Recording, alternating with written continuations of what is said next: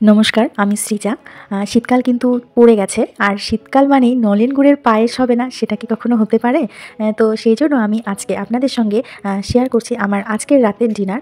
নলেন গুড়ের পায়েস আর তার সাথে রুটি। তো নলেন গুড়ের পায়েস আর রুটির সঙ্গে শুধু শুধু মিষ্টিমুখ করার পরে ঝাল খেতে কে না পছন্দ করে বলুন তো? তার জন্য আমি বানিয়ে নিয়েছি তড়কা। তো তড়কার ডাল, তার সাথে নলেন গুড়ের পায়েস এবং রুটি, এই হচ্ছে আজকের রাতের ডিনার আমার ডিনারের মেনু। তো সেটাই আপনাদের সঙ্গে শেয়ার করছি। তো দেখুন আমি নলেন গুড়ের পায়েসটা কীভাবে করছি। প্রথমে আমি দুধটাকে গরম করতে বসিয়ে দিয়েছি এবং চালটাকে আমি ভিজিয়ে রেখেছিলাম, ধুয়ে ভিজিয়ে রেখে, এবং সেখানে আমি 2 চামচ ঘি অ্যাড করেছিলাম। 2 চামচ ঘি দিয়ে আমি চালটাকে মেখে রেখে দিয়েছিলাম এবং গুড় তো শক্ত থাকে, নলেন গুড়ের দানা থাকে, তো সেটাকে আমি একটুখানি জল দিয়ে গরম করে গুলিয়ে নিয়ে সেটা আমি রেখে দিয়েছিলাম। আর এদিকে আমি দুধটা একটু ফুটে আসলে চালটাও ছেড়ে দিয়েছিলাম। তো চালটা ছেড়ে দেওয়ার পর আমি সেদ্ধ হওয়া পর্যন্ত দুধটাকে রেখে দিয়েছিলাম। তো এবার দেখুন আমি দেখতে পাচ্ছি চালটা মোটামুটি আমার সেদ্ধ হয়ে গেছে। তো ঠিক এই সময়টাতেই আমি হাফ কাপেরও একটু কম আমি চিনি অ্যাড করলাম এখানে। চিনিটা আমি এই কারণে দিচ্ছি, কারণ সরাসরি যদি আপনি নলেন গুড়টা অ্যাড করেন তাহলে দুধটা কেটে যাওয়ার ভয় থাকে। তো সেই কারণে আমি একটুখানি চিনি দিয়ে নিলাম, যাতে দুধটা কেটে না যায়।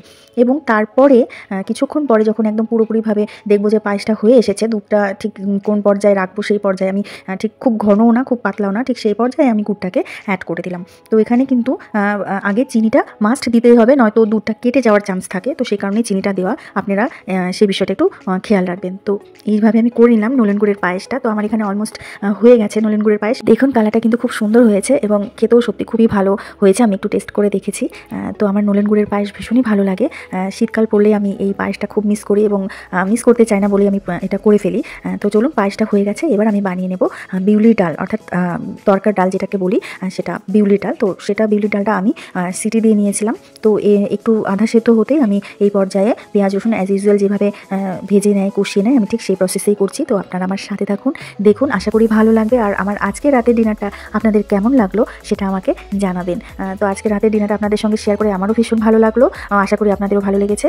তো আমার সাথে থাকুন, দেখতে থাকুন বন্ধুরা। আর আমার সঙ্গে এতটা কথা আসার জন্য আপনাদের অসংখ্য ধন্যবাদ। আগামীতেও আমার সাথে থাকার জন্য অনুরোধ রইল। আর আমার চ্যানেলটি ভালো লাগলে আপনারা একটা সাবস্ক্রাইব করে দেবেন, আর ভিডিওটি ভালো লাগলে একটা লাইক করে দেবেন। ধন্যবাদ সবাইকে। আসলে বন্ধুরা, আমার রান্না করতে ভালো লাগে, কারণ আমাকে যদি আপনি মানে রান্নার জোগাড় যন্ত্র সব করে দেন, তো আমি অনায়াসে অনেকগুলো রান্না আপনাকে করে দিতে পারবো। তো আমার ভালো লাগে বিষয়টা, রান্না করতে ভীষণ ভালো লাগে এবং সবাইকে খাওয়াতে খুব ভালো লাগে রান্না করে। আমাকে যদি আপনি একটু হেল্প করেন, তো আমি আপনার রান্নাঘরে ঢুকে সমস্ত রকম একদম সুন্দরভাবে করে দিতে পারবো, এটা আমি গ্যারান্টি দিয়ে বলতে পারি। তো আমার তরকার ডালটা হয়ে গেছে অলমোস্ট, সেই পর্যায়ে আমি একটু রুটিটা করে নিয়েছি। রুটিটা আমি গরম জলে করি। গরম জলটা একটু ফুটে, মানে গরম জল যখন আমি গ্যাসে বসাই, তখন একটু হাফ চামচ মতো নুন দিয়ে দিই এবং জলটা ফুটে এলেই আঁচটা আমি গ্যাসের ফ্লেমটা ধীরে দিয়ে লো ফ্লেমে দিয়ে আমি ময়দা অ্যাড করতে থাকি এবং একটা হাতা দিয়ে অনবরত নাড়তে থাকি, আর এক হাতে আমি ময়দা ঢালতে থাকি। তো যতক্ষণ আমি মানে আমি এভাবে করে করে অভ্যেস হয়ে গেছে এবং আমি বুঝে